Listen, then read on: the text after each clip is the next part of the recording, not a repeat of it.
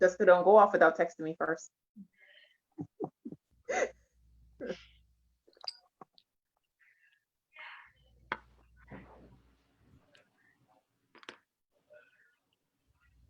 And I believe we are live, ladies. All right.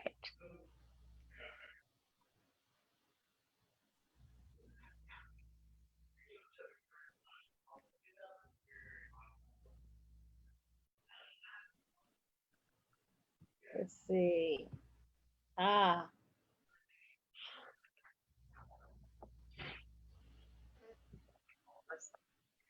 hi, everybody. All right. We are live on Facebook with Dance Conversation with Gail. Thank you very much for joining us. This is another wonderful evening. It's actually a fabulous evening because it's my birthday. And yes, I said it. And I'll say it again, maybe pepper it throughout the conversation. But I want to thank everybody too for all of their well wishes this evening and today, as because I unashamedly connected my birthday with the flyer, so that was on purpose. Thank you all for joining us for another episode of Dance Conversations with Gail. Crystal, say hi or wave or something. Jessica, say hi or wave or something. Kiara, say hi or wave or something. Hello. And Carmen, hi or Hi. wave. Very good. They are sisters, if you could not tell, Carmen and Kiara Felder. They are joining us tonight for Dance Conversations with Gail, discussions about racism in dance. And I want to be clear, we aren't specifically talking about ballet because even though the other art forms have racism in it as well, because we know that it permeates throughout everything. I believe the one of the harder hit areas is classical ballet. That's what I grew up in. I studied classical ballet. So tonight, for my birthday, I decided to kind of tell my story as well. But before I tell my story, I'm going to let Carmen tell us a little bit about herself and Kiara as well. And then we will officially hear what I have to say. So, Carmen, All right. welcome. And Huh? please share with us your journey. Oh, so like my path to Yes, ballet. yes. So, um, so I'm Carmen Felder. I started dancing young. So Kiara and I were born in Texas, which I don't really claim. That's not my home. North Carolina is my home.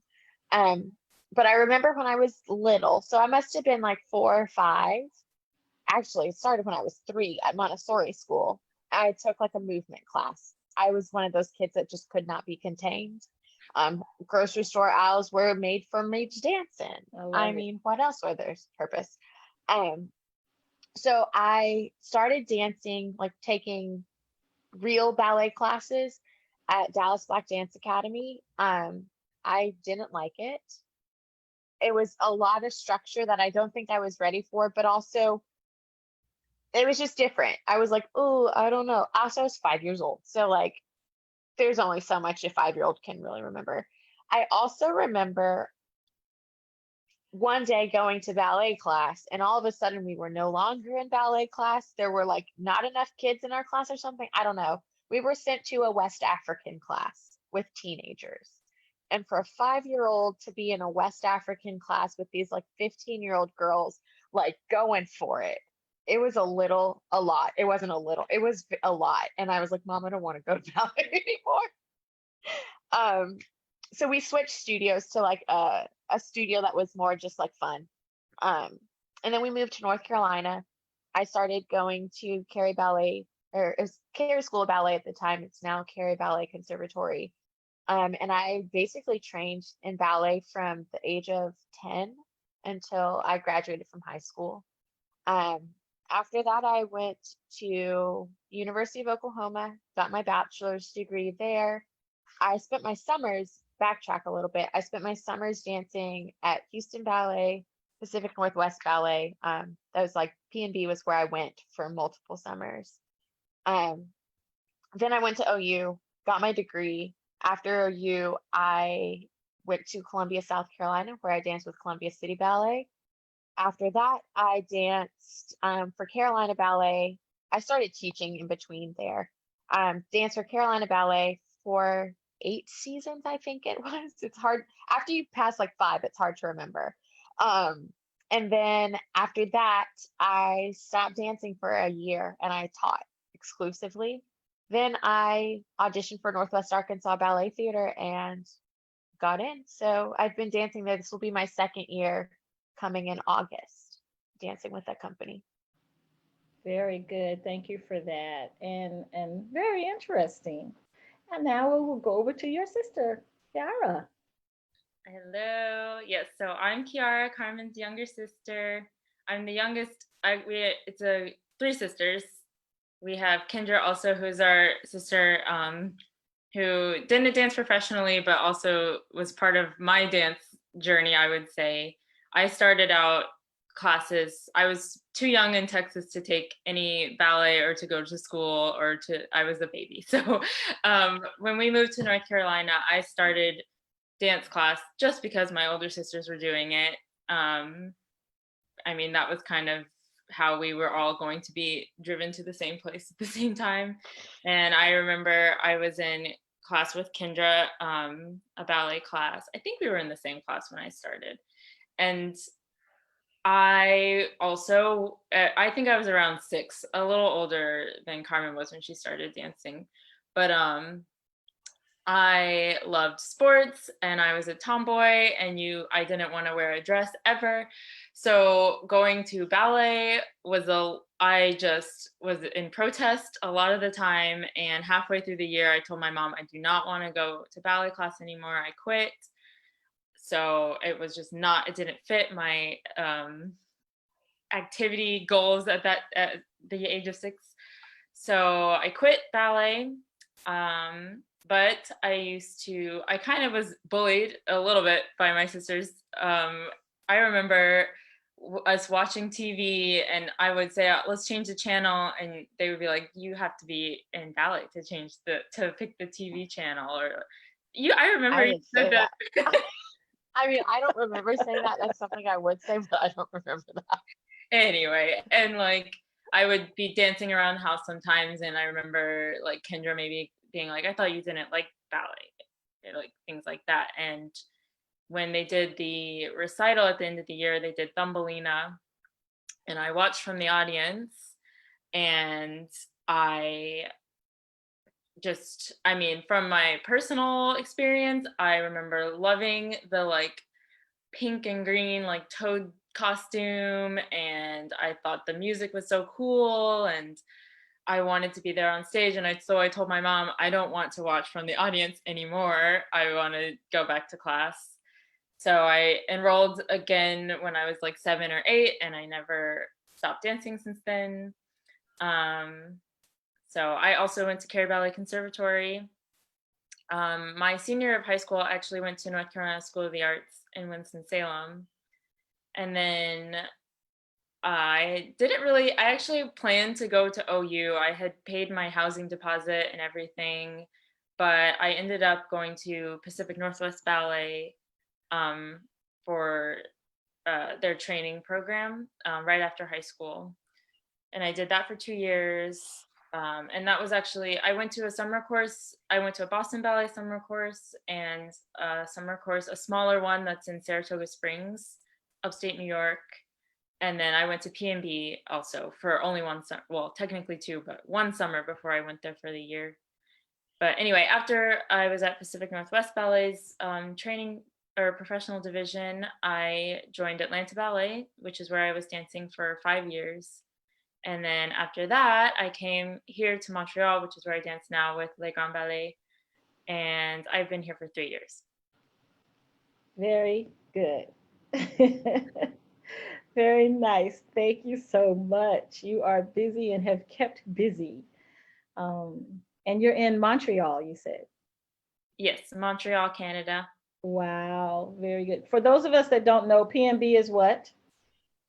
Pacific Northwest Ballet. Thank you. So you ladies have really been around. I want to tell my story a little bit tonight. So I will. I said for my birthday present to myself, I would share my journey, because what I found out is the journey here in the South has been quite a bit different than what happens in the North, or even at other places, other parts of the country or other parts of the world. Because we're so rooted here with the racism, because it is systemic here, I believe that my journey was quite different. So I'll start off when I was really young. My mom took me to see a ballet, and they tell me I used to dance around the house and all the way just make my parents sit down and watch me perform. You know that whole story. And they would watch me, and finally, my mom was convinced that I wanted to dance. So she actually took me to a ballet concert at the Township Auditorium, which at the time was the place to see. And we went, and I was really excited. I was little. And what happened towards the end of the concert was a Black ballerina, a Black dancer came on stage. And as little as I was, I know I stood up and I shouted, "Look, mommy, she's Black, she's Black." And of course, our Caucasian friends turned around and looked at me like, "Oh, she's so cute." And then I got to go backstage and actually meet her. And for me, that ignited the fire of being able to, and I can dance too, I can perform, because watching television, all I saw was Caucasian, white women and men dancing. So my mother that year began to look for a dance studio for me. And we would call the dance studios, and they would be excited. "Oh yes, we have classes, come on and get registered." And by the time we got there though, they would say their classes were full. And it happened studio after studio after studio. So finally there was one studio left, and my mom called, and her name was Miss Debbie. Miss Debbie said, "Yes, we do have classes." And she asked my mother if she was Black. She actually said, "Are you Black?" And my mother said, "Yes, does that matter?" And she said, "No, come on in." So not wanting the classes to get full, we rushed on down there. And when we got there, I was looking around the dance studio. It was small, but I was just excited to be in the place. And I heard Miss Debbie talking to my mother. And my mother said, "Why did you ask me if I was Black, or if we were Black?" And Miss Debbie said, "Well, I have to tell you that there is an organization of dance studios here, and we meet monthly. And they said that there was this Black woman looking to take dance classes for her daughter, and they had voted to not let me in." But she told them that if we came to her, that she would allow us to join her studio. That was my first encounter with racism as a little girl. Even though I grew up in a household of civil protesting, and my father was very active in all of those things, and so was my mother, my first personal experience of being rejected because of the color of my skin happened at that time. It really left a scar for me, because as I grew up, when I was 9, I went to Dance Theater of Harlem. That was a whole nother world for me. I was like, "Oh my gosh, look at all these people. They have my skin color. They got booties like me. Oh, I was in heaven," that I wasn't being talked about because I stood out in the Ballet Blanc, because my booty was big, and they would whisper the measurements. Like, that's just microaggression. I didn't know the terminology at the time, but that's what I experienced was, "And can you get your hair back into a bun?" Like, what do you mean, can I get my hair back into a bun? What kind of question is that? So it really affected me. And I think what actually crushed me from the years after that, what really crushed me was I was, I think, 14, And I had gone up to my director and I asked her what I needed to do to get parts, to get solos, to get to be in a lead role. And she told me, well, you need to have a 90-degree developpe. You need to be able to do 2 pirouettes and a 6 o'clock penché. I ain't gonna demonstrate all that. I'm too old. So I went to dance theater and I got snatched. Okay, dance theater. I was able to do 4 pirouettes, 6 o'clock, 6:05 penché, but I couldn't do anything about this skin color. And when I got home and I auditioned for parts, I didn't get any parts. I mean, literally in class, I was dancing rings around everybody, and not trying to pat myself on the back, but I'm just calling a spade a spade. And I still didn't get the parts. So that really crushed me. I think I lost one thing I could hold on to was my love of dance. For me, that superseded everything, like how I was treated. I didn't care because I loved ballet, and you couldn't take that from me. And my friends would come and go. You can ask someone now. They would say to me, "Girl, I don't know how you stay here, but I'm out, deuces." And they would leave. They would come and stay for a couple of months. I don't think I had any friends that come and stay for a year, maybe 1 or 2. But I was determined. It was the best studio in Columbia, and I knew that that's where I needed to be if I was going to pursue this as a career. I had to resort to all kind of tricks too. Like, yeah, my 6 o'clock had to be 6:05, and I could take my head and bend back all the way and touch my behind. I had to do tricks to be seen, and even with that, I never got corrected. I had one teacher, and she was Spanish, and she would correct me, but nobody else corrected me. There were a couple of people there that really embraced me, though, dancers themselves. If it hadn't been for them, and I'm purposely not calling names. I don't want anybody to feel like they were, I don't even know the word right now, but I will call these 2 names. I will call Ren Cook and I will call Ann Richardson, because they were always kind to me. Always. So, told y'all I was trying not to go there. Might have to do part 2 because I'm getting a little teary here. But yeah, that year took a lot from me.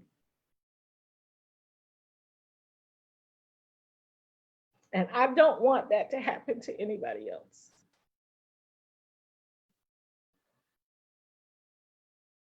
So, with that being said, I stopped dancing. I was old enough to drive, because down here in the South, we can drive at 14 and 15. So my parents thought I was coming to dance class and I would be gallivanting. We had the big old Lincoln too. I go pick up my friends and I was out, because I was devastated. Y'all can see what it did to me. I was devastated because I did the best that I could do, better than the best, more than what they asked for, and it still wasn't enough. So I skipped out for a good little while till I got caught. I think I got caught that same year. And I didn't return to dance probably for about 1.5 years. But my love for ballet prompted me to go back, prompted me to continue. I did go to dance theater up until then, and that was the saving grace, because I could see me. I could do that. Now, how does that affect me today? Well, obviously, I was still very much affected by the racism and the microaggressions and the implicit biases that was happening during that time. Have I forgiven those people? Yes. Does it still affect me? Absolutely. And it affects me because I don't want that to still be happening. Like back then, I was the token. I was the little Black girl. The others would come and go. We had a few that did stay for a while until they moved or left, because South Carolina, we got the fort here.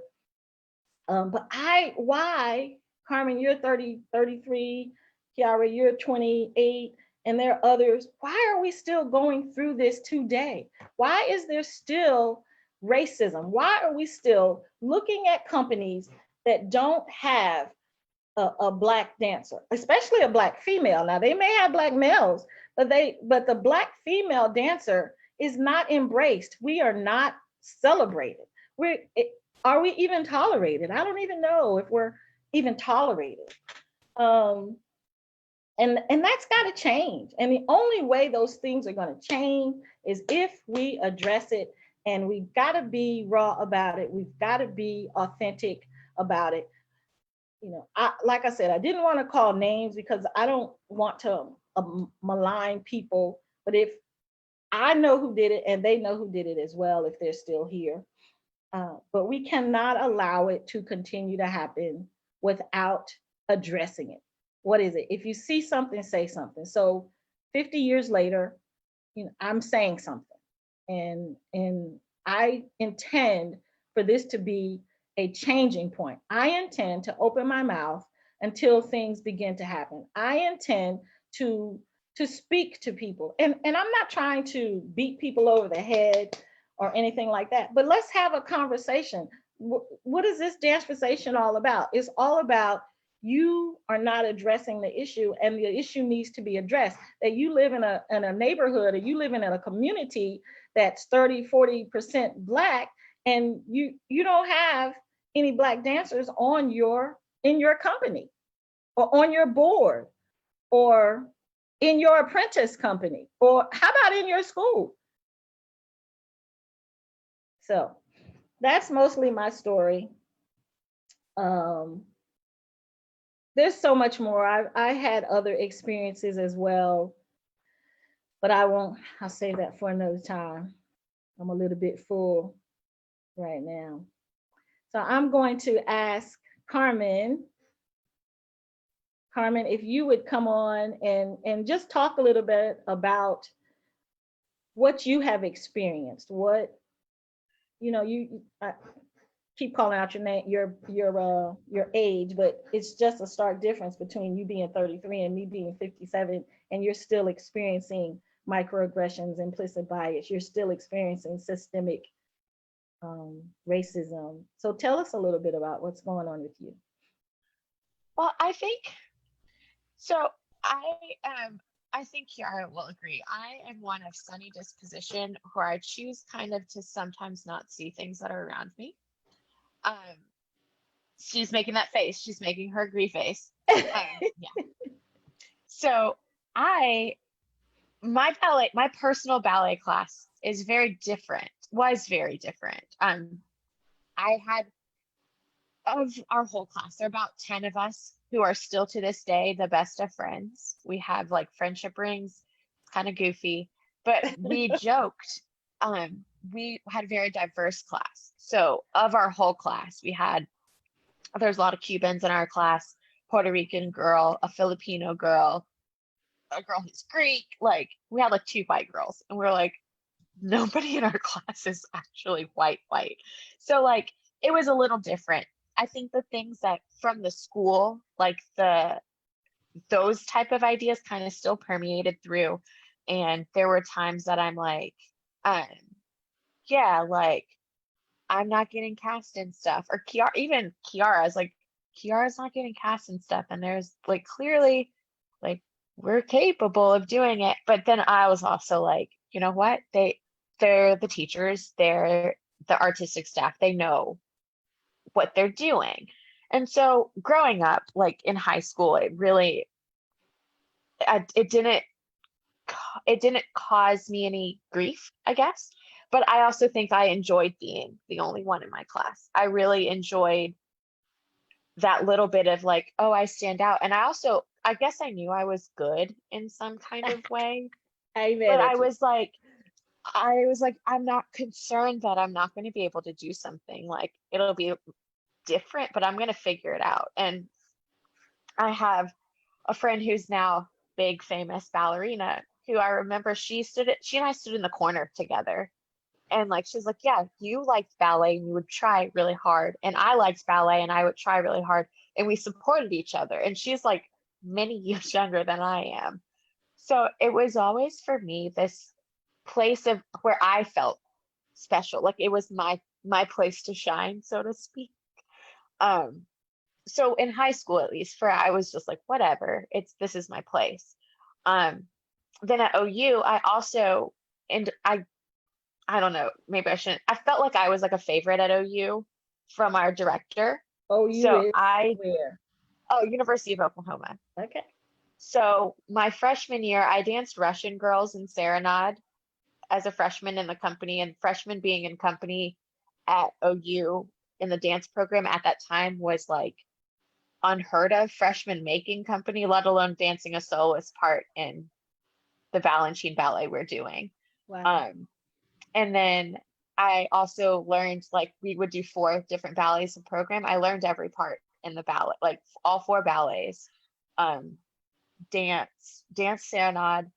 Then we did an Arpino ballet, Reflections, that I can't remember who came and said it from Joffrey, but had a soloist part in that. So like in OU, I felt really honored and like, I guess like lucky. I don't know. I was like, oh, cool. I'm like a freshman getting all these good parts. And then I danced Kansas City Girls from Rodeo. So I was doing stuff. And then by my senior year, I was in every program. I danced Firebird my senior year and the principal lady and divertimento number 15. So at OU, even in Oklahoma, within the dance department, I personally felt that our director at the time did a really good job of giving the people who deserved the part. It wasn't like I never felt like held back. Did forget I went to Dance Theater of Harlem my senior year after I graduated, and that actually was one of the weirdest dance experiences of my life because I had never been in a ballet studio with a bunch of people who looked like me, and it really shook me to my core. I was like, I don't like this. I didn't like wearing brown tights. I didn't like having to dye my shoes. I didn't like not feeling special. And I think it was like the one time I was like, this is what everyone else feels like in dance. And it kind of sucks. Um, but after that, I ended up joining Columbia City Ballet. And I remember in my audition and the meeting afterwards, it was like, we're striving to like have Black dancers in this company to reflect the community. But the way it was presented was such a crass, like, we just want, like, we're filling our quota. We want a third of the company to be Black to visually meet what was being like the community. And I was like, I like that you want the community reflected, but I don't want to feel like a statistic. And so that was really crazy for me. I ended up leaving there. I wasn't happy dancing there. Wow. Joined Carolina Ballet, which I had been a kid in their shows since I can remember. And there it was different. I mean, it was definitely like there were times that I knew I was capable of something. I knew that I deserved an opportunity to dance more principal roles or more soloist roles. And I also could see I was always being looked over. And with that, like our director worked with one of the first Black ballerinas in New York City Ballet. So part of me is like, he worked, like people have worked together. So I'm like confused, but at the same time, I'm like, it's an artistic choice. It's an artistic direction. Maybe I'm doing something wrong. So I always would turn it to, what am I doing wrong? I need to do more. I need to be better. I need to push harder. This person gave so-and-so an opportunity because there have been other Black ballerinas at Carolina Ballet too. And so I was like, well, there's something that I wasn't doing right. So I think that honestly is probably the biggest place or like the biggest challenge I felt like every time I thought I was doing enough. It didn't ever seem like enough. But then it's so hard to go, was it me? Was it them? Was it a combination of the two? Yeah. What exactly was it? But now in Arkansas, my community in Bentonville is not brown at all. It's very white. But in Arkansas, the first time I've ever willingly and gladly worn my brown tights and brown shoes on stage happened this year. And it was amazing for me because I realized in teaching, I got my first pair of brown flat shoes from Block the year I left Carolina Ballet. And I cried when I got them. I didn't think I was going to have like an actual reaction like that. And I was like, it's a flat shoe, right? But in that moment, I realized like I'm important enough to have a place that someone will make a flat shoe, even if they had to fight for it before. It's mine now, and they can't undo it. So having that, I actually quit wearing pink shoes for a while. So I would only wear black leather or black canvas shoes, or like a dyed pair of shoes, random color, but not pink. So then after I got those brown shoes, it was black or brown, no other colors for my flats. And so I started teaching. I'd wear my brown shoes to teach because those were the shoes I had. And I had multiple students, parents like thank me. So thank you so much for teaching in them because now my daughter doesn't feel uncomfortable wearing hers. And that was again something that Rosy brain Carmen doesn't think about those things until someone says thank you. And I was like, oh my gosh, like I actually have an impact on somebody else because I've been so internal for a very long time that me putting on a pair of brown flat shoes and teaching a ballet class means a lot. And then I think also like the way people teach, like I'm a very anatomy based teacher. So like the whole, like your butt's out, like put your butt in. I'm like, your butt is a muscle. That is a gluteus maximus. It has 3 layers. You've got different ways to engage it. And if you have a muscle there, it's not going to go away no matter how hard you try to tuck your pelvis. Tuck your so I'm like, find your pelvis, because I won't say popo. No, we have butts, we have our pelvis, and you're going to drop your pelvis and lift your abs up and elongate your back. Because that's what the shape is. That's what they want. That's what the shape is supposed to be. But if you have a muscle back there, it's not going to be flat. And I've had so many girls, and not just like my brown students and my black students, like, thanks, Miss Carmen, for telling me that it's not going anywhere. And I'm like, I don't know why anyone didn't tell you sooner, but this girl will tell you, and I'll be real with you guys. And I want you to be able to look up to me and say like, hey, I remember I had this one ballet teacher who I loved, and she was this black ballerina, and it was awesome. And if I can impart that on my students, I try to. I think I do. I hope I do. So let me interrupt you one moment, Yeah. Carmen and Kiara. We haven't forgotten about you, but let me interrupt you. You said something that is predominant or prevalent in the Black community, which is A, you learned all the parts. B, you felt like when you went to dance theater, you didn't feel special anymore, which was interesting to me. So go back to you learning all the parts. Why did you do that? Okay. Oh, you? Yes, you said you learned all the. So the way casting happened in the School of Dance, dancers would be cast in the ballet. So they, like, of the 4 ballets, I was cast in every single ballet. And then through the rehearsal process, their cuts would be made. And so dancers would be removed from the rehearsal process. For me, I learned all of Serenade and did that part. I learned soloist role in pas de quatre. I actually got cut out of that on tech rehearsal, but I didn't know part of it, so I deserved that. That was earned. I should not have been doing that. I did not know what I was supposed to be doing. We did Bayadere. I learned that solo. And so multiple women would learn the solo, and it would pick 2 weeks in who's doing it well, take out who's not doing well. 2 weeks later, another cut would happen. So when I say I learned all the parts, I was cast in everything. from the Okay. beginning. And as the rehearsal process went on and those cuts were made, that I was cut like before rehearsal on stage for Harlequinade, a pas de deux, but I'd never danced with a partner before. So I'm like, that makes sense as well to me.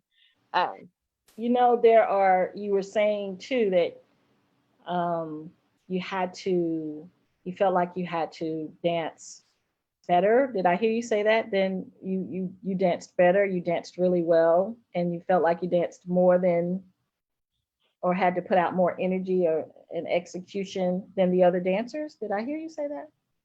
uh,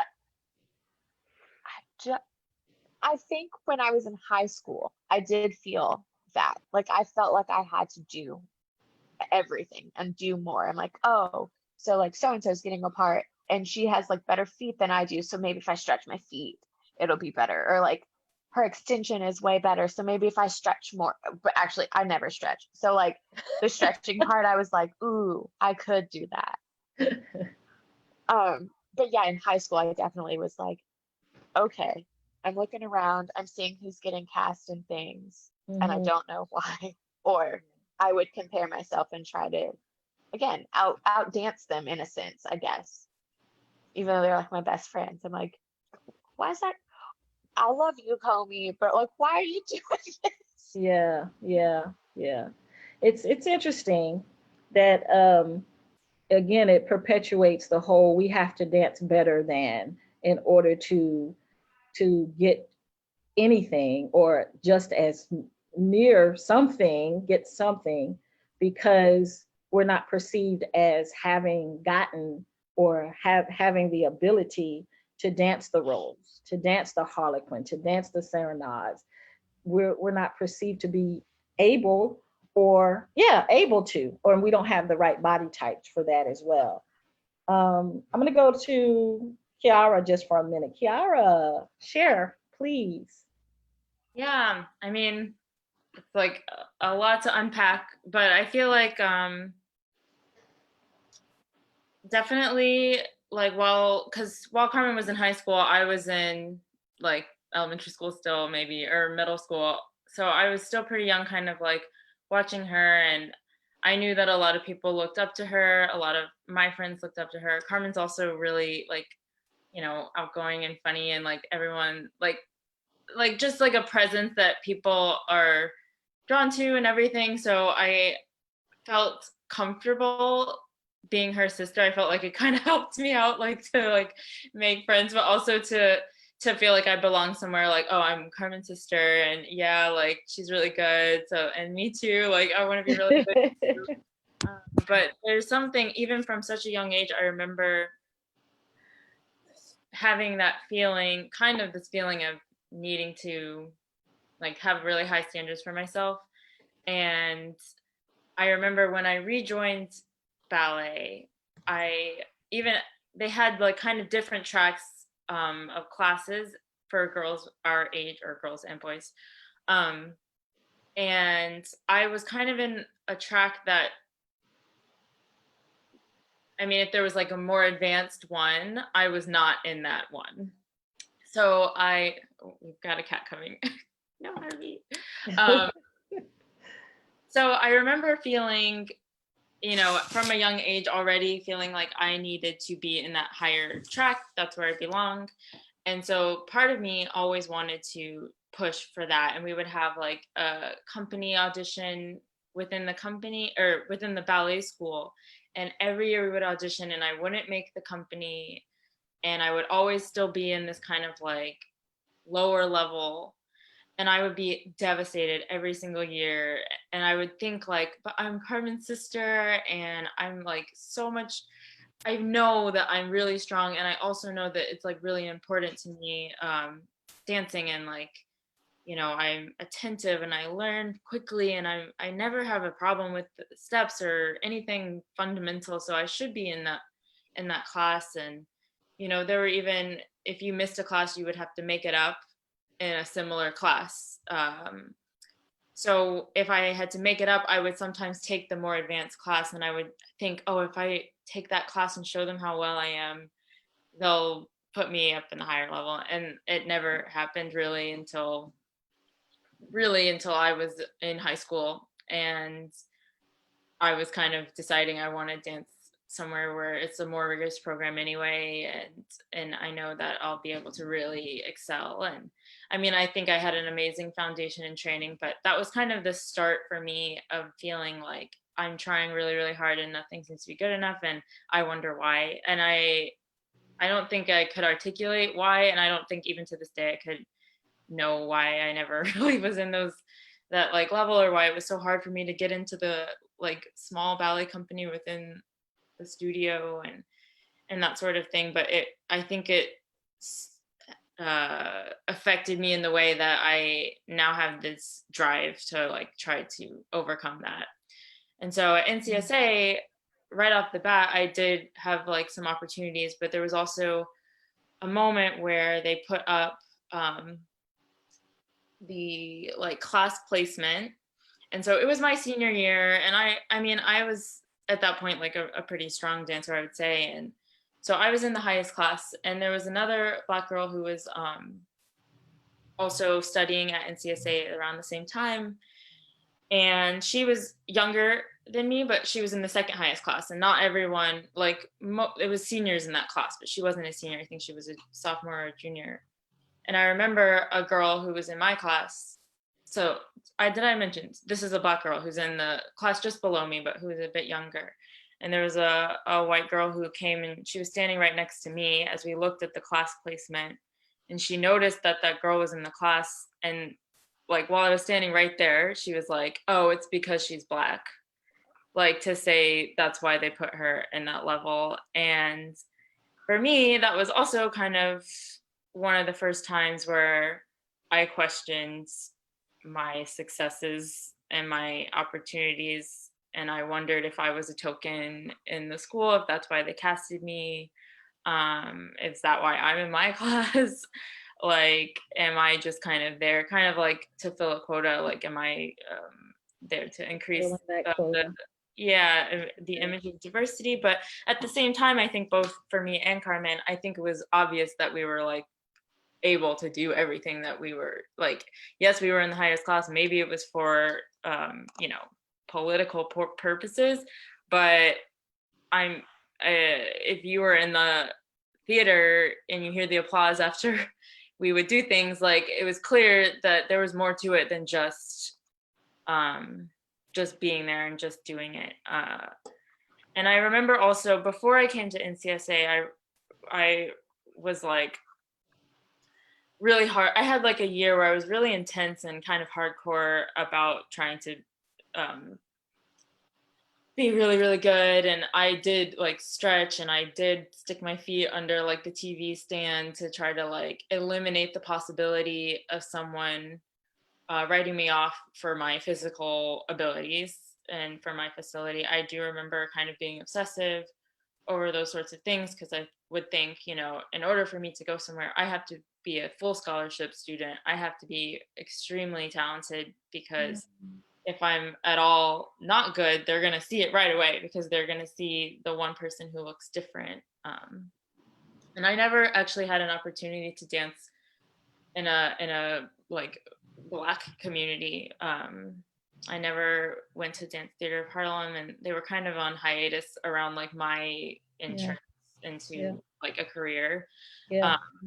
So yeah, I remember though New York City Ballet was my like dream company, and I was obsessed with Balanchine and everything that had to do with it, basically. And I remember reading an article in the New York Times that featured Aisha Ash, and for me, it was kind of a discouraging article, because I kind of realized that that was going to be an obstacle. And I think I just had been in a mindset that anything is possible, and I hadn't really been exposed to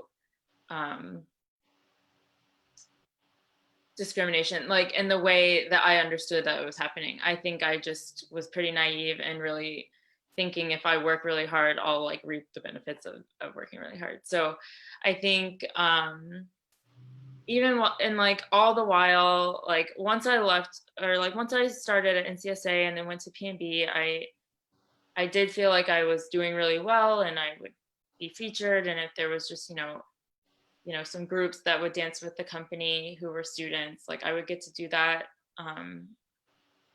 No problem. There were some times where I noticed that I wouldn't have those opportunities and I felt like I didn't understand why. And, you know, at the end of the day, I think my biggest obstacle again was struggling with not knowing if I belonged and not knowing if I was like why I was there, if it was because I was truly talented or if it was because I was filling some type of quota. And that I think was something even to this day I still kind of struggle with. And dancing in Atlanta Ballet, I did feel, even though I did have like a really great, I would say a really nice career while I was there, I did feel like somehow I had to work extra hard and that I was kind of,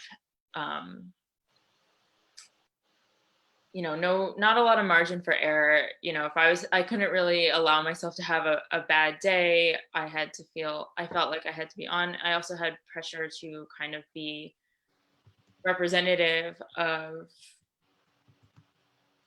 you know, I felt the pressure of kind of carrying a torch of sorts in that company. And I think leaving even was difficult because I felt like I might, you know, if I leave, no one will be there to be an example.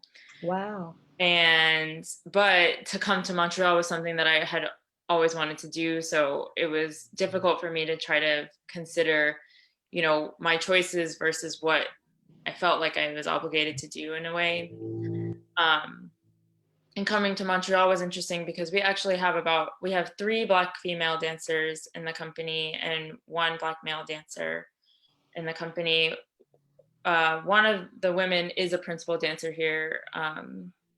And yeah, like as soon as I got here, like I also was dancing, like I shared a role with her in one of the ballets, like a really difficult role. And it's different in Canada, obviously, but there's still ways that it can make you have pause. There's always going to be microaggressions and things that you feel are a bit strange. I remember one day I was eating chocolate.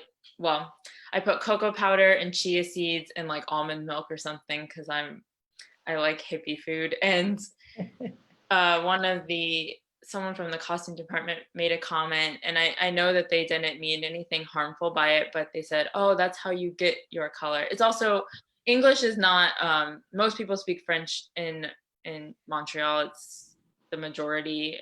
People either only speak French, they're bilingual, or they speak, 3% only speaks English. And so it's a different culture completely. And so things that you would never say, or that you would think you would never say, sometimes people say and don't think anything of it.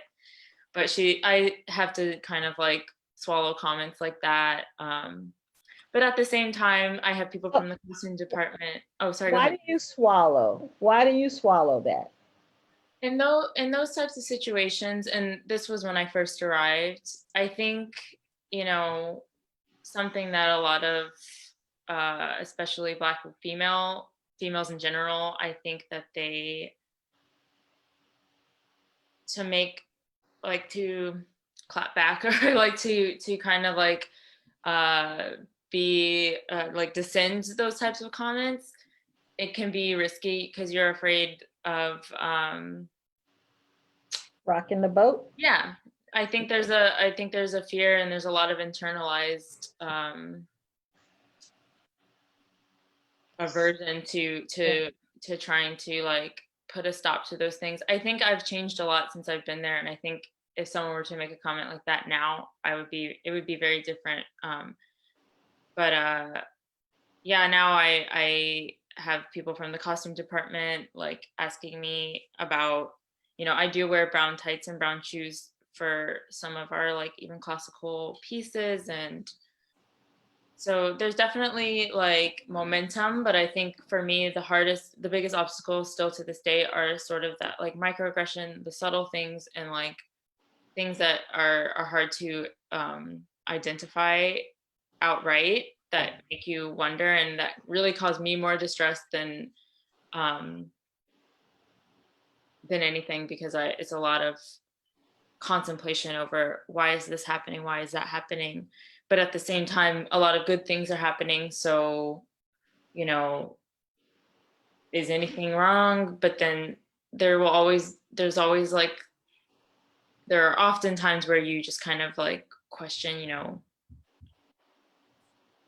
just how things are. And I guess I could be more specific, but it's hard to like find like exact examples. But yeah, it's you know, there was one day a girl had she had her hair in box braids, but always kept them in a bun for rehearsal, and it was never an issue. She never needed to be told to put them up. And one day before the rehearsal started, we were still in our 5-minute break, and a choreographer came in.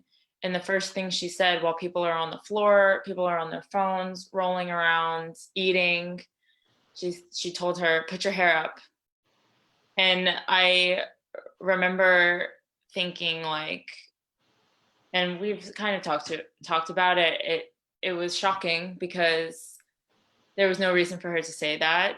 Yeah. And she had her hair cut in a way that she never put it up, actually. The choreographer did. And so, you know, I have like formed a strategy to address the situation, but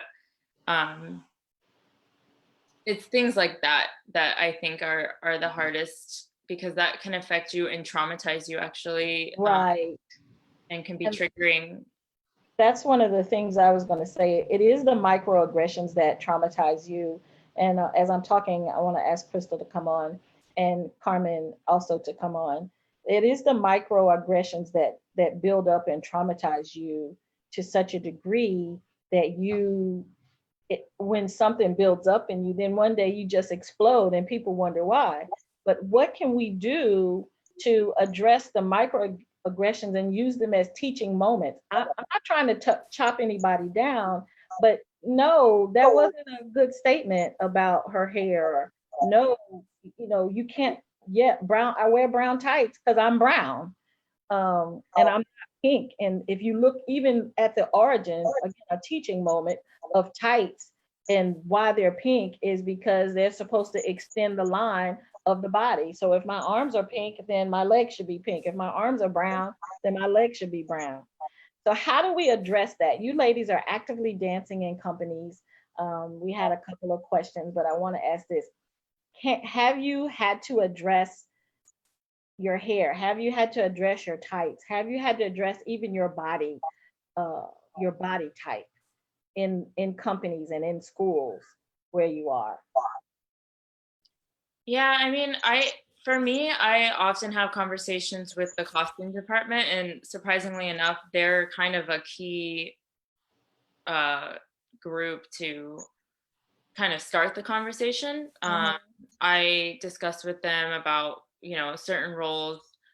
I will wear brown shoes, brown tights, also making sure it matches and like making sure it's, you know, the right tone and it's consistent. I've requested to have, you know, shoes, like Freed makes now brown satin shoes, and when those were kind of introduced, I requested to have those.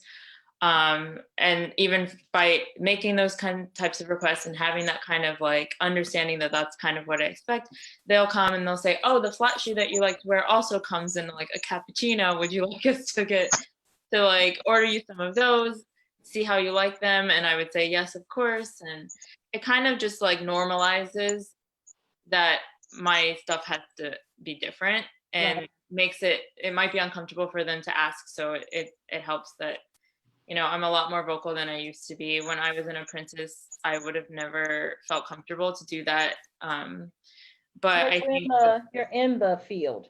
So I know it's challenging to come on here and talk about it. I'm not in the field, but I'm still working in the field. So it is a challenge for me to say something. I don't want to step on toes, but at the same time, you know, if our forefathers didn't step on toes, we wouldn't have the right to vote. We wouldn't be able to ride the bus. We wouldn't be able to get on the airplane.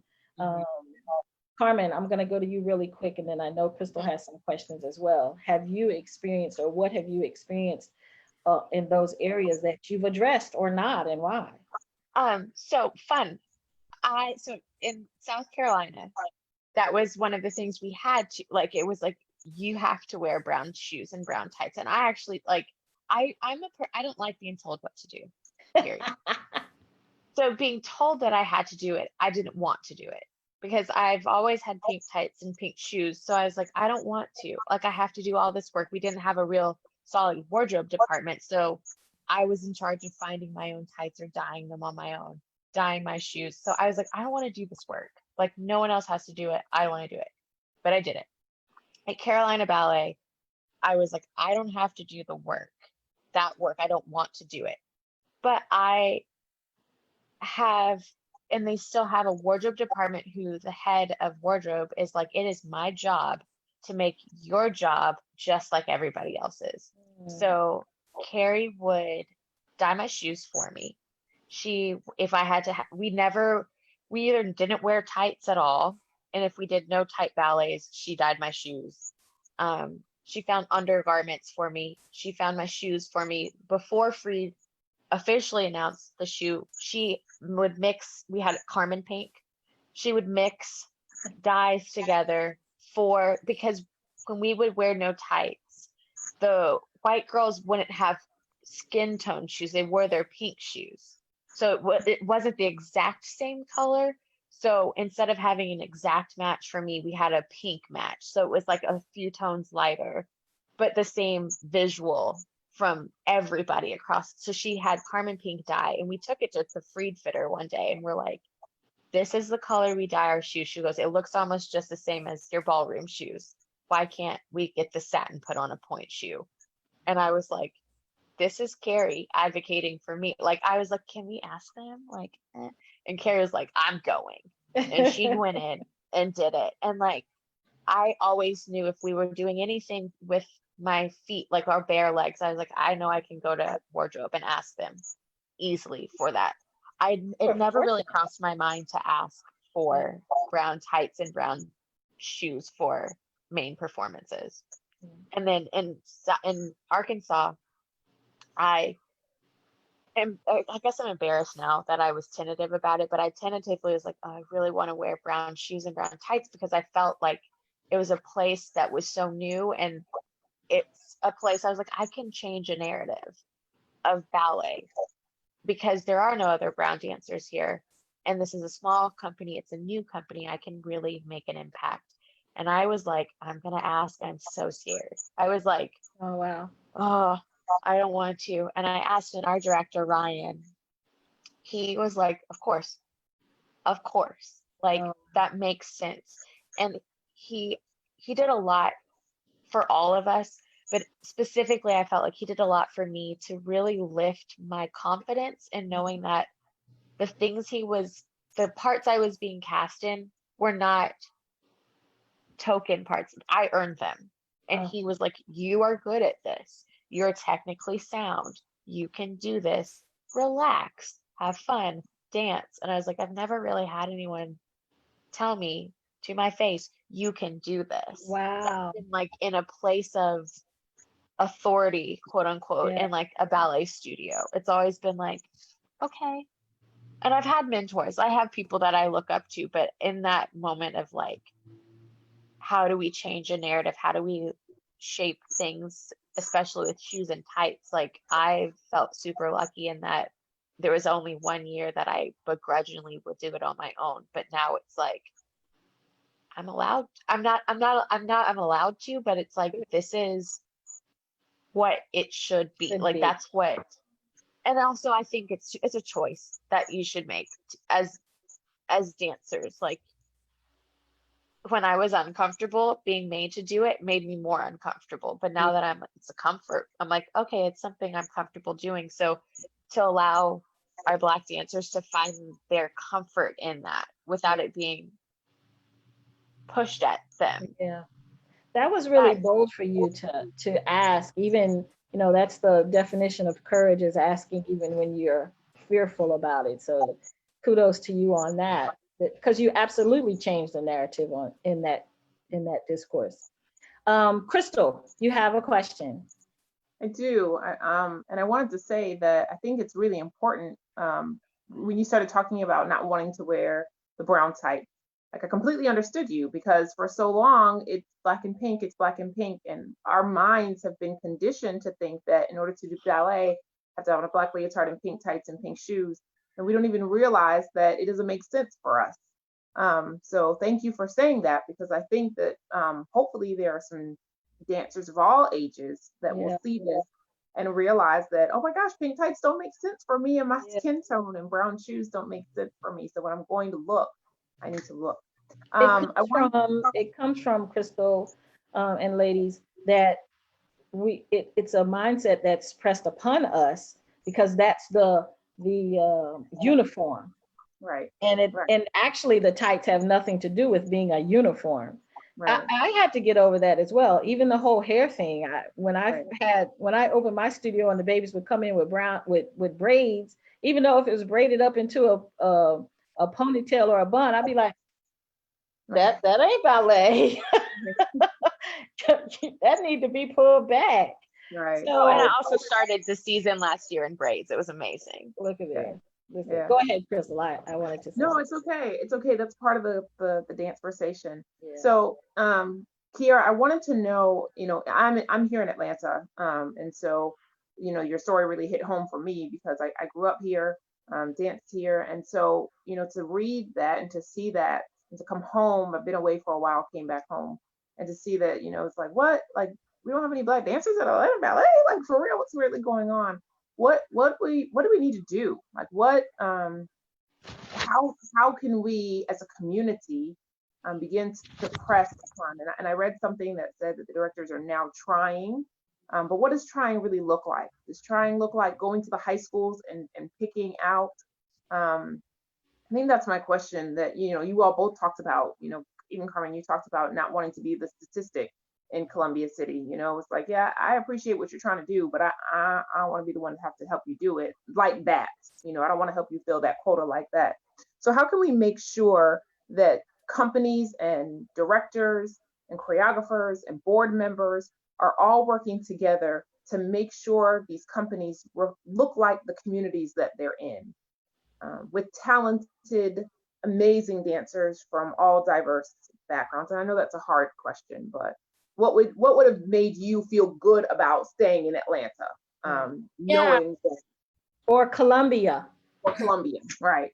Well, yeah, it's a great question actually, because Atlanta as a city is, I call North Carolina my home because that's where I grew up, but Atlanta was really where I became a person, and it's such an important city for me. I was there from age like 20 till 25, so I really like grew into who I feel like. I mean, I like really transformed there, but however, like while I was there, I did feel like there was a disconnect between, I mean, I think the statistic is like 53% African American population in Atlanta, like the city itself, which is, I'm pretty sure, the highest in the whole United States.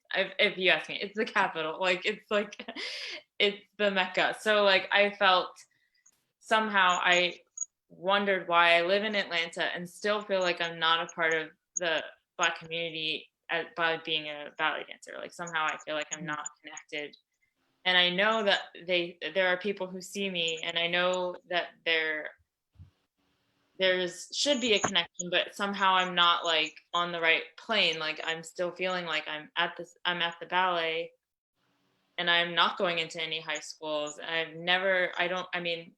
We had outreach programs, but I didn't interact with a lot of Black people as a ballet dancer with Atlanta Ballet. And there was one time where I spoke at a panel, or it wasn't really a panel, it was more like an event, and it was the Black Arts Foundation, I think was the event.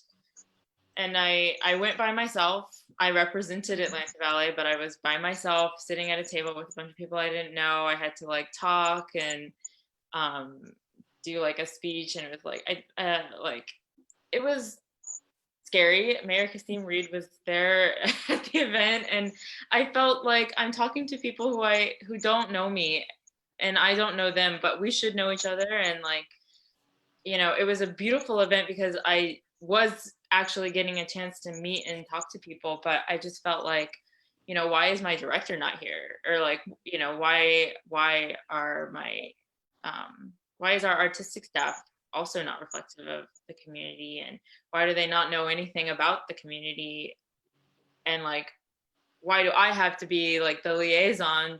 And I'm not even from Atlanta. I'm originally from North Carolina, but I like had to kind of like make it my job to like, in a way, like educate people. And it was kind of exhausting that when people were left like with their hands like shrugged, they would look to just whoever like looks like they fit the bill, but it didn't always make sense.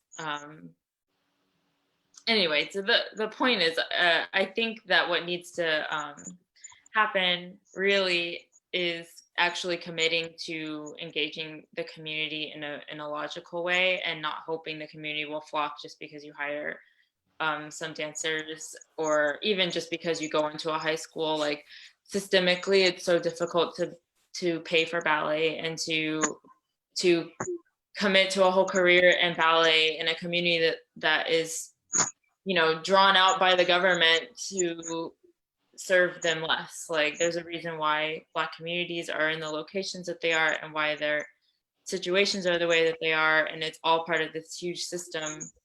And it is part of the reason why there's this huge disconnect, why Atlanta is two different cities, and why the arts looks the way it does often. And I think that really takes like changing out who's in charge, really, because it starts from the top and trickles down. You can hire Black people as the lowest rank of the company, and there could be 3 or 4 or 5 of them even, but if they're at the bottom, they still don't have the power to really shape the system. Right. Too much pressure to put on these people who are working so hard and in such a vulnerable position to be the ones to tear everything down and change it. Right. I feel like it's a lot to ask. I mean, it's what we're doing, but I think it's so much to ask, actually, the dancers, like how we can change it. Well, you know, we are all going in where we are for such a time as this. Just because I was born in the 60s and you were born in the 90s does not mean that the time frame that we were born in doesn't mean that we don't get to address issues in our era, which is now. I mean, I'm living right now, and when I see something, it is up to me to say something. I cannot not say anything. What the consequences of that is, I'm understanding that if you're actively working in the industry, it could be a challenge to say something, because that could be your career. Nobody wants to work with the troublemaker. Nobody wants to, deal. Oh, that's the Black girl who's gonna come in here and try to tell us we need to hire more Black people. But on the same instance, we got to be knocking on those doors. We got to be going to those auditions. We have to. I told North Carolina School of the Arts, no, they wanted me to do modern. I wanted to do classical ballet. Who wants to do modern? Sorry, modern people. But I was like, I would have been miserable. Can you imagine? I'm a ballerina, and I couldn't imagine going to school and all day my focus was modern. I even hurt my back in modern. There you go. But so Carmen, same question to you. What can be done? What do you see the change, or where do you see the change happening? So for me, I actually see a change. I think a change could happen younger. So with the whole, like with the entirety, the dances, and because dance is an expensive thing to do.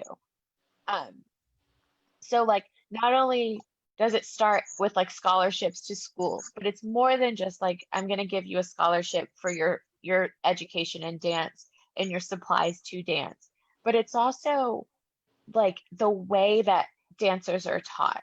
So like as I was saying, for me, I teach from an anatomical place, because yes, our bodies are different, but everybody has their own limitations. Like, because I guess when I see Kiara and I'm like, we kind of do fit into this aesthetic of like long legs, short torso. Like we are we're doing, we're the thing that doesn't necessarily fit all the time is like our skin. But, and Kiara and I are very muscular, I would say. But I think that in some ways now, I've always felt it was an advantage to me because it was like there was no one ever to tell me that I looked soft anywhere. Like there was no soft. It was Carmen, you're too tense, if anything. But I think if we address in school the way teachers address their students, because there are other girls that I've seen, like I watch like 10, 11, 12-year-olds across the board uncomfortable with their bodies, and it breaks my heart because I'm like, this little machine that you have is so incredible, and it can do so much if you know how it's put together and how it works. And I'm I'm a hands-on teacher, but I've also realized that if I have my students, like pelvic placement is a big thing for me. So I'm like, put your hand on your pelvis, put your hand physically on your bone, and then wrap around and feel where that muscle wraps from the front to the back. If you can feel that, and like if you are comfortable with your own human body, dance is going to translate a little bit better to you. And especially if your body is slightly different from like the super like the Russian idea of like what ballerina is. If you can feel the same things, you're going to be more empowered to do with what you have. And so I think not only through scholarships and opening ways to kind of clear some of the hurdles, like the socioeconomic hurdles, but also teachers learning the right words to say, the right way of teaching those things, and also education about hair. Like my director, cultural education is important. Yeah, he was like, my wife at one point was like baffled almost that like you can't take like coarse hair from a bun and put it down and it just flow. And I was like, I did the same reaction, and I was like, I don't mean to laugh like that, but it's like something that like I know so much about, like fine hair. Like I know it can do all kinds of crazy things, but it also can't be braided. But then people don't know about my hair. So I think just educating dance studios and companies and artistic staff about hair, about how to speak of the body. If we start breaking down these, like, well, you learned from your teacher before, who probably like we break down those little things, like those aggressions and those we've always done it that ways. That's where we make change. Because I also advised my sorority for the past 9 years. And every time one of my women would come up to me and say, well, we've always done it that way. I'm like, well, is it effective? We have and to. We're changing it. Addressing the small issues on a humanistic level or on a human level is good. But I believe that if we don't reach for the top, if we don't address the myths about Black bodies, the myths about the lines, the myths about how the color should look, especially like the white ballets. I didn't get put in a ballet because I was Black, and it was a white ballet, or ballet blanc, let me say it correctly, which is still racism. It's still, you keeping me out of something because of the color of my skin. What the world? That just should not be happening. And yes, we do need to address cultural biases, because that feeds directly into the racial biases, the microaggressions, the implicit biases. When you want my hair to fall down and just whoosh, it ain't gonna do that. Mine ain't. My locks might. Can you handle that? But it's gonna look a little bit different than, Becky. Yeah. So, oh, go ahead. Go ahead. Oh, I was gonna say, actually, when I came here, Vanessa is her name. She's a principal dancer, and when I auditioned, I immediately noticed her because she has blonde, curly hair that she wears in an afro every single day, and she wears it like that on stage. She wears it for class. She wears it for rehearsal, and if there's a role, if she were to share a role with someone who wore it maybe half up, half down, you know, she might do a twist out or something that is relevant to how she styles her hair, regardless of the ballet. It could be a ballet that's set in like some Victorian era England or something, but she's still the lead part and she wears her hair how she wears her hair, and she doesn't try to straighten her hair or get a like do anything that's like not true to like her who she actually is as a person. And I think one thing with theater, you know, it's theater, and one thing I think that we understand is that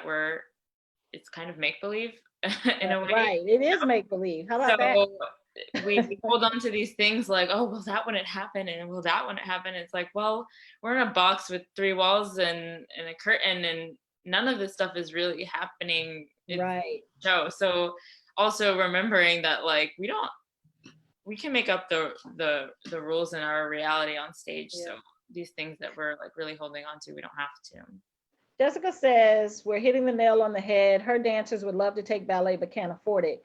And that's one of the issues I want to address with Dancing with Diversity, the Dancing with the Diversity initiative, is that not only do we have dance studios and provide scholarships, but we go into the community and find the dancers. And maybe that means either teaching in the community, or maybe that means bringing them, busing them to the dance studios. It's definitely not what's going on. It's not build, have the studio and the people will come, because we're not coming. We're not coming because we don't see ourselves. I mean, it's that hamster in the wheel type of thing. We're not coming because we don't see ourselves. We don't see ourselves, so we don't come. We don't have the money to. I had a woman that told me one time she was paying $1,500 a month for her daughter to take classes. What? I mean, that's a lot of money. Who can afford that? That's a house mortgage, or that's a nice house here in the South. Who can afford that? But I also think that we as African Americans, you know, we have to keep talking. Ballet can't be a white thing anymore. Right. You know, ballet dance can't be something that white people do. You know, we joke a lot in our community about what we do versus what they do. And I think that we have to stop that, because we're tearing each other apart. You know, Right. the work that Kiara and Carmen both do, the work that all of these dancers that we have that we've had on is amazing work. And we are limiting ourselves, and we are limiting our children from following their true path. And we'll do it to ourselves. You know, we talked a while ago about whether or not the us on us bias was worse than the them on us racism. So we gotta figure it out. We have to begin to work. I think Brooklyn was talking last week about, you know, setting up grants and really working with the government to really try to set up arts foundations for our kids to be exposed to the arts in a real way, to allow them opportunities that, you know, some of us had, some of us didn't have. You know, as we've had these conversations, I've been realizing like, well, what did I not do because somebody said, oh, well, you should go try this. And so I thought that that's the path that I should have taken instead of following my heart or whatever. But we've got to break it down. We've got to stop the cycle. We've got to get off the hamster wheel. Like Carmen said, you know, is it effective? It's what we've always done, but is it effective? We've got to find ways to get our kids to know that they can do more than, and I'll tell my age now, bend over shoulder world, you know. We got to make sure that they can get the technique, whether it's jazz or modern or ballet or hip hop or whatever. They can get. It's not just what they do; it's what we all can do, and we all can do it well. I'm going to ask Jessica to chime in. Okay. What can we do? Is that what question we're asking? Yes. Okay. Because you're talking from a different perspective. She teaches high school dance. Yeah, I agree with what you said. Like the things that we're putting in place to get, you know, dancers in different experiences, to let them even see dance. A lot of students, you know, the only thing that they know about dance is what they see on TV or YouTube now, I guess. So a lot of them don't see classically trained dancers in any style. So I think that getting the exposure to that is a big part of it, but also like you said, finding money from grants and things like that to start these arts foundations in these communities that really need it. Because I mean, there's a lot of natural talent out there that just needs somebody to focus on them and get them in the right direction. And I mean, they would be phenomenal. Thank you for that. Yes, Robin Gardenhire says parents are very important. Thank you for joining us, Robin and D. Terrell. I'm shouting out a couple of people. Monica, Milan, hi. You said you were my student. I'll have to look you up. Helen, Catherine, thank you guys for joining us tonight. If you have any questions, ask us. We've got a few more minutes. But I wanted to say that Robin said parents are very important. They are very important. One thing that I'm realizing, and when I talk to dancers, Carmen and Kiara, you all, I know your parents supported you without a doubt. I know they got you and kept you in class and took you, just like my mama. My mama had 6 kids, but all of us got to wherever we had to go. I don't know how she did it, but I definitely got to ballet 6 days a week. And if we were performing 7 days a week, and there was never an issue and never a talk. But how about these babies out here now? How are they getting anywhere? How are they affording it? What transportation do they have? And that might be something, it might sound like a lot, but that might be something that needs to be provided as well. I keep saying it. You just can't build a field and think people will come. Carmen? Yeah, and I think I'll chime in too, just even with those who can afford it, like Kiara and I they're still here. We have incredible supportive parents. Like our mom and dad are like, you want it? If you want to do it and you will put the work in to do it, we are supporting you in doing it.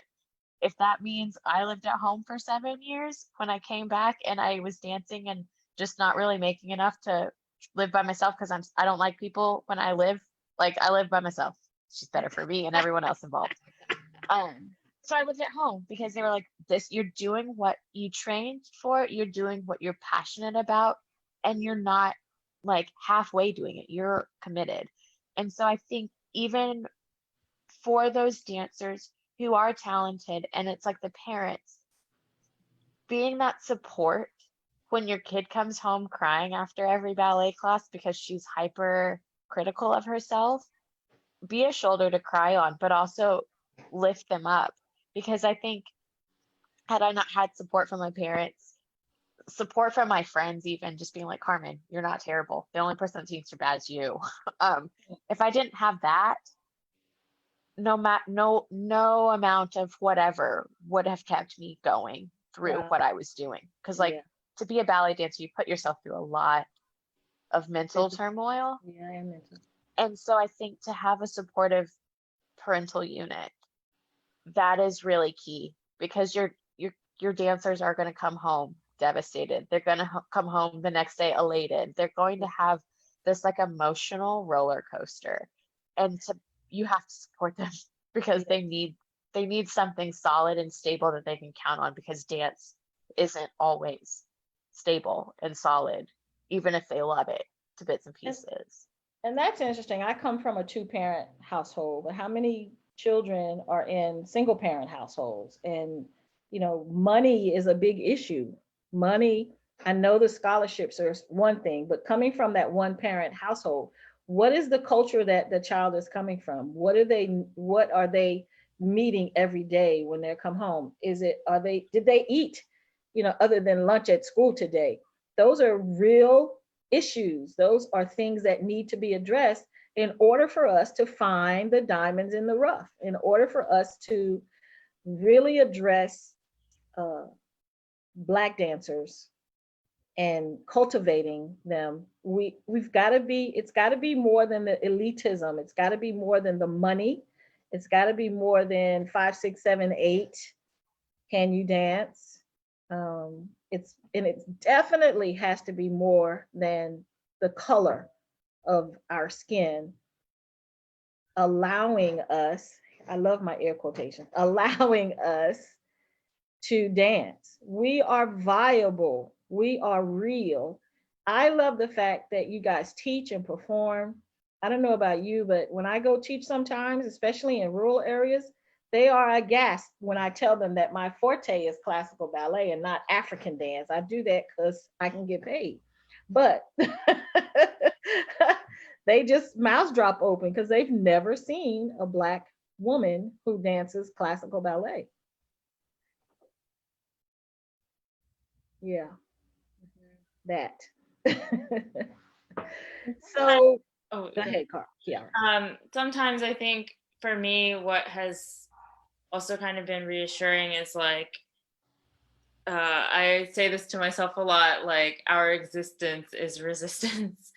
And, you know, I think for me and Carmen, we're really privileged to have been able to kind of like have the access to our ballet career, because it's really, that's a huge part of it. I mean, while I was at P&B, I had to live somewhere. There were no dorms, there was no housing. We had to pay rent in an apartment I shared with two other girls.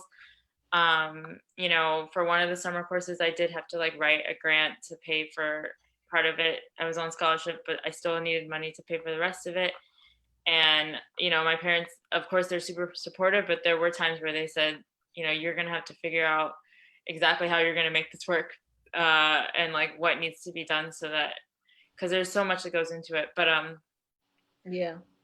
us being there does kind of also challenge the way things are done just by us being there. And it does kind of like prove that it's almost like the evidence that like people do need to invest in creating a pathway for people, because there's no reason why talented people shouldn't be able to have access, and it shouldn't be that they have to jump through so many hoops just because Right. the color of their skin position them in society with certain you know, amounts of money and with certain you know, access to those types of things. Exactly. D. Terrell says, yes, encourage children to follow their heart and what they love or are interested in or want to do. Is that done in the, you know, okay, so I'm picking at the Black folks for a little bit. Is that done in the Black community? Do we encourage our children to pursue classical ballet? I'll say an honest, I don't think so. In part of that, it's ballet. It's not a moneymaker. So if we're looking for like, are you going to, if you're coming from a low income neighborhood, is this a way out? No, absolutely not. No, No. 100% no. No. Unless you're like hugely famous in New York Yeah. City. Like, no, you're not making money doing this. This is from your heart. And that's something I think the dance we're like, y'all, the starving artist is gone. That's a myth. It's a rumor. It's not real anymore. But in the current moment, being a dancer is not going to make you a lot of money. It is in and out. So it's not, I think, something that it's a follow your heart. But if your heart's not telling you that you want to be like a doctor or an entrepreneur, it's not really the go-to. Yeah, ballet is not about the money. We need to catch up with the times. It should be, but it should be. It's a whole lot of work. I'm going to ask Jessica. Jessica, your students, where's their bend? Is their bend classical ballet, or do they even have an interest in classical ballet? I have a few of them that really do. I had a few that trained. I think they stopped in middle school because they got involved in like sports and things like that, but they were trained in classical ballet. But I have two now, a male and a female, that are taking classes outside of my class, and in ballet. So I am excited about that. And then I have a few that are interested in it and, you know, want me to stay after school and do all that. But, you know, I have a family, and then I was burnt out at one of my old schools. So I told myself, if I'm not getting paid, I'm not doing it. Which, you know, I do kind of go back on that when I have to. But, you know, I can't commit to that every day because I do have a son that is small age and I do have to take care of after school. Right. So, right. And that those students that want me to stay after school, I mean, they can't afford it, or they don't have resources to get from, you know, rural Eastover and Hopkins all the way to downtown Columbia to take class. So the time goes by quickly. there's so much more that we could peel back here tonight. I really wanted to ask you guys more questions and share more myself, but of course, it is time to keep going. Crystal says, "Thank you, Carmen and Kiara." I want to say thank you as well. I want to thank Robin. Robin, we got to get you on here. I'd love to hear your story. Robin is the owner of Robin Gardenhire is, I hope I'm saying your name correctly, is the owner of the Los Angeles, she's the artistic director, excuse me, City Ballet of Los Angeles. I thank you for joining. Mylin, I'm gonna have to look you. I don't remember. You done grown up, girl. I'm gonna have to check you out. D. Terrell, Catherine, everyone else who's joined us tonight. I want to thank you so much. I hope that you like and share this video with others. There's so much to talk about. You really can't do it in an hour or an hour and a half. This dance conversation could go on for hours and hours, and people would be leaving and coming back. Hi, Renee.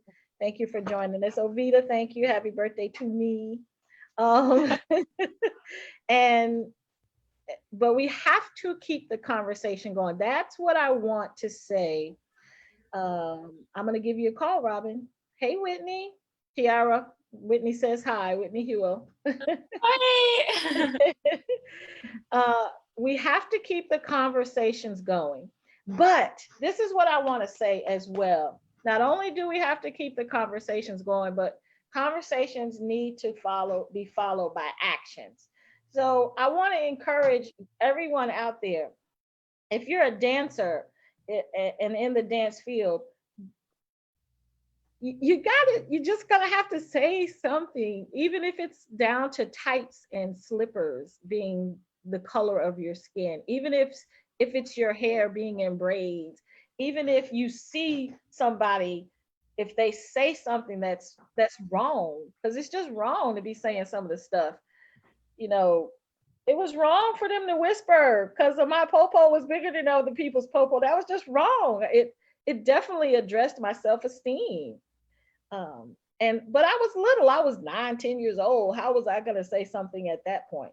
But if I had been the adult Gail, I would have been like, so what's the issue?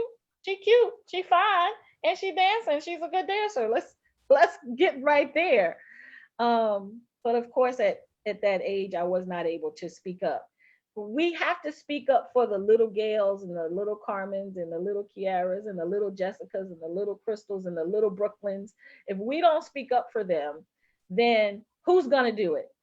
And 50 years from now, they will be dealing with the exact same thing that we are dealing with now.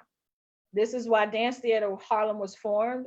Mr. Mitchell was doing what he thought would be the right thing to do in order to prepare a place for African Americans. But now our place is not just on the side or in the back or even our own. We have to demand a seat at the table. We have to demand working in tangent. Do we have to get rid of the Dance Theater Harlem? No, just like we don't have to get rid of the Atlanta Ballets or the Columbia City Ballets, but they need to reflect the communities in which they reside in. Because my little Black grandbaby needs to be able to go see the companies and see himself and be able to say, Maya, I want to dance too. Why can't I dance? Look, he dancing, she Black. I can do it if they can do it. All right. I think I just went off on a little rant, but it's all right. It's okay. That's what this is all about. That's what this dance conversation is all about. Yes. I want to thank Carmen Felder. I want to thank Kiara Felder. I want to thank Jessica and Crystal. Crystal had to jet. I want to thank everybody that was watching tonight and those that'll see us later. If you see something, say something. It's time, people, to speak up. It's time for this racial discrimination. It's time for segregation. You know, they say that on Sundays is the most segregated day of the week. I beg to differ. I said it before, I'll say it again. Dance classes, dance studios, white dance studio, Black dance studio. What the world? Why is that happening? Why is that happening? There should not be a Black dance studio or a white dance studio. There shouldn't be a Black company or a white company. It's a dance company. Dance doesn't have color. Plie doesn't have color. It doesn't. Y'all listening to me preach. I'm sorry. But I'm for real about this thing, that we've got to get to the place where Marie's mama can be Black and Marie can be white and her daddy can be Asian. Because they're characters, people. And anybody who merits the part should get the part. I want to thank you, ladies, for continuing to carry the torch in the community. You guys are beautiful. You're gorgeous women. And I know that you are encouraging those around you. And I know the little Black girls are looking up to you and saying, look, she's Black. I can do it too.